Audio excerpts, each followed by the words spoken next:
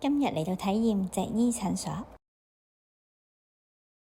Hello，你好。非常詳細解釋身體結構。如果我哋真係有脊椎問題啦，膊頭問題，一陣做嘅步驟會做啲乜嘢？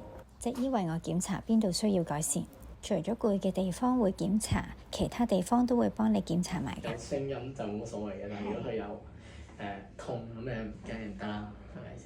肌筋膜比較緊嘅地方會用儀器去幫手，瞓低會幫你冚條毛巾，好細心㗎。除咗儀器，亦都會用矯正手法去幫助。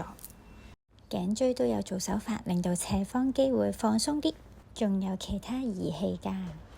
見面到做完手法大概半個鐘，最後做埋頸椎牽引，成個人完全放鬆，會感覺到個頸椎拉住嘅感覺。姑娘話瞓埋覺仲好啊，因為個人係最放鬆㗎。另外仲有一間房，呢一間係攞嚟做衝擊波嘅。如果想揾吳醫生，有兩個地方，太子或者中環。呢一間就位於太子嘅。